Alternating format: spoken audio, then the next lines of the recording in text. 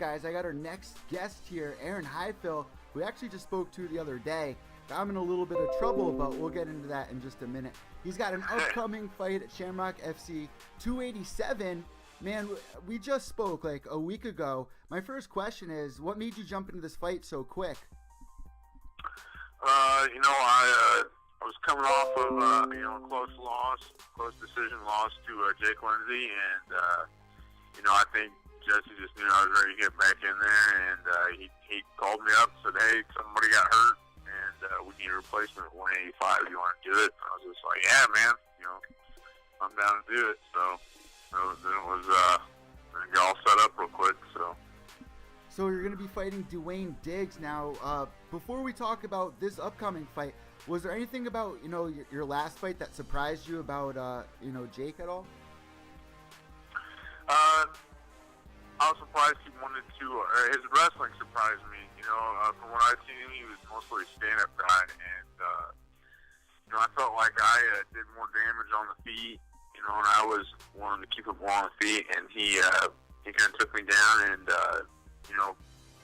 won the fight positionally, and he grinded me down, wore me down, and I definitely could see his experience came in.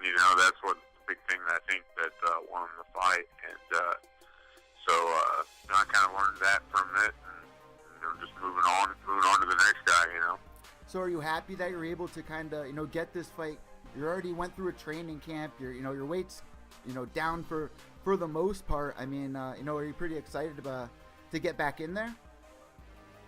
Yeah, I was ready to go. I didn't really take a whole lot. I was lucky that I didn't take too much damage in that fight with Jake, and he asked me, he's like, you want to fight at 185? And I said, yeah, that's great, man. I won't have a hard. It's a tough weight. It's a tough drop for me to get to 170. So when he's like 185, it's Dewayne, and I was just like, yeah, I'm in, man. So what do you know about Dewayne? Not a whole lot. I know he did some amateur kickboxing matches. He never fought as an amateur in MMA, but he jumped right in to go pro, and he's won both of his fights. He's come off of a big submission win off Kyle Walker. He's so far always showcases his ground in the fight, but he seems to be pretty confident in his stand-up as well. So, he has a lack of experience. He's game to fight.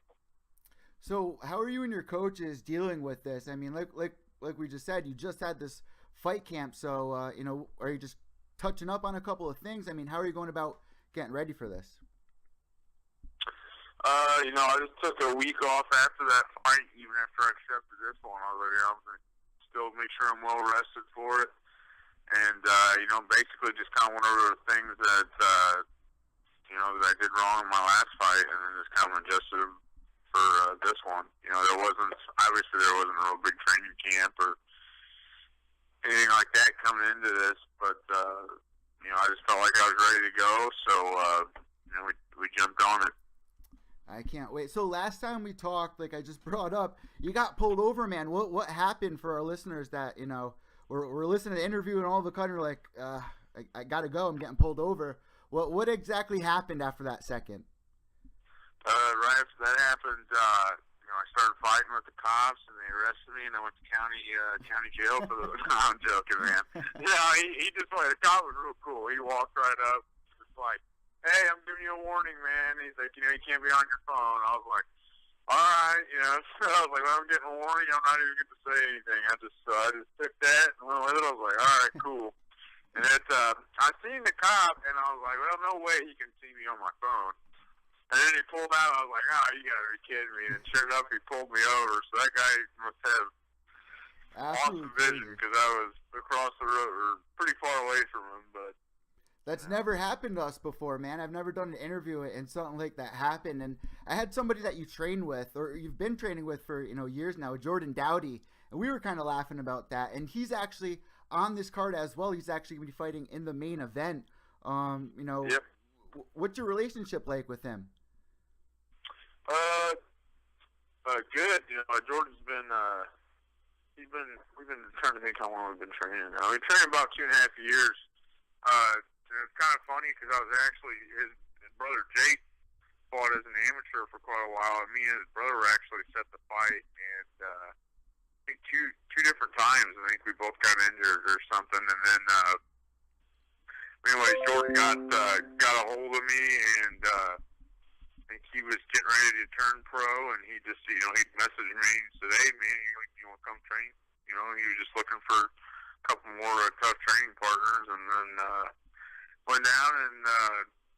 We hit it all pretty good, and we've just been buddies ever since, training and helping each other out for fight.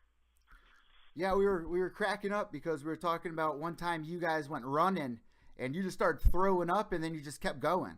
Yeah, we went running up at Tokyo Mounds, and I just started vomiting everywhere. I started chucking hunks, but yeah, that kind of happens. I don't know why I always do that. I puke really easily for some reason every time I run, but just kind of used to it. So just keep going. Trying to finish it out. Yeah. Well, at least it shows that you're pushing yourself to the limit, But man, it was a crazy weekend. Before we let you go, we got to get your thoughts on, Rumble retiring. Did that surprise you or what? I didn't get to watch the fights. I just kind of read a little recap and read up on it. But yeah, that kind of sucks, man. I think that dude could. He could easily.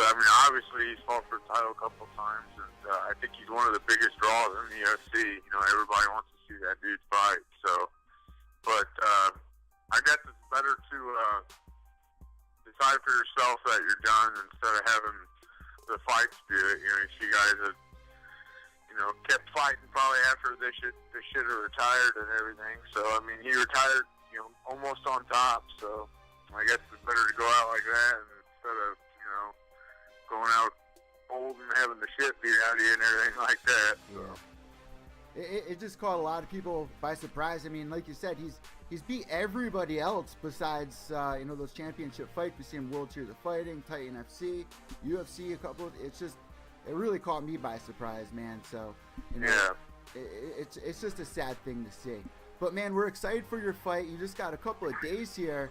So before we let you go, you know what we like to do. I send the microphone over to you. If you have any shout outs, sponsors, the floor is all yours. Yeah, I just want to say thanks to just everybody that I trained with for helping me get ready for this. My friends, my family, my girlfriend, everybody just makes life easier. And then, obviously my work for letting me off work again for the second time in 3 weeks for this.